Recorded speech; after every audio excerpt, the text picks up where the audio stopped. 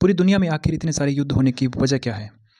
महाभारत से लेके आधुनिक समय में, जिसमें वर्ल्ड वॉर फर्स्ट 1914 में हुआ, 1945 में दूसरा विश्व युद्ध खत्म हुआ, उसके बाद भी ना जाने कितने युद्ध, जिसमें वियतनाम वॉर है, अफगानिस्तान में वॉर है, ईरान इराक के बीच में युद्ध है, भारत पाकिस्तान के बीच में युद्ध है, और अब रूस और यूक्रेन के बीच में लगभग 3-3.5 साल से युद्ध चल रहा है, जो निर्णायक नहीं है। यानी कोई भी पार्टी उसमें जीत हासिल करने का दावा नहीं कर सकती।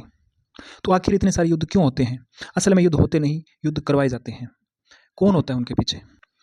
रसिया 1990 तक यूएसएसआर था, सोवियत संघ था, जो कि 1990 में टूट के 15 अलग अलग देश बन गए, जिसमें यूक्रेन एक था। यहाँ बात दो राजनीतिक विचारधाराओं की है। रशिया, चाइना जो कि साम्यवादी हैं, और यूक्रेन, उसके पीछे नाटो, अमेरिका और बाकी यूरोपियन पावर पूंजीवादी विचारधारा को अपनाती है। तो यहाँ लड़ाई दो विचारधाराओं के बीच में हो रही है।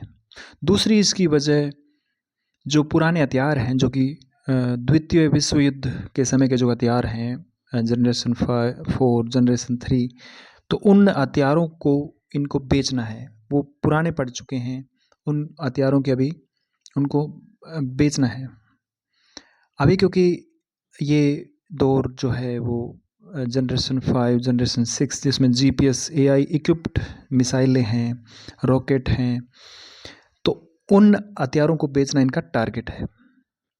अगला उद्देश्य रूस और उसके आसपास यूक्रेन, ये वो एरिया है जहाँ पे नेचुरल गैस और पेट्रोलियम बहुत ज़्यादा मात्रा में पाया जाता है।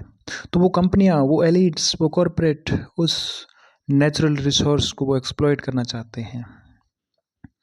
अगला इस युद्ध का या कोई भी युद्ध का एक बड़ा उद्देश्य होता है कि पूरी दुनिया के जो लोग हैं उनका ध्यान इन युद्धों की तरफ करके वो पीछे से बड़े बड़े षड्यंत्र करते हैं, क्योंकि पूरी दुनिया का ध्यान उस हाईलाइट में, उस ब्रेकिंग न्यूज़ में होता है, उस लाइमलाइट में होता है, जिसमें कहीं युद्ध हो रहा होता है, कहीं पे कोई और स्कैंडल हो रहा होता है, और पीछे से ये अपने मकसद, अपने एजेंडाज को इम्प्लीमेंट करते हैं, लागू करते हैं,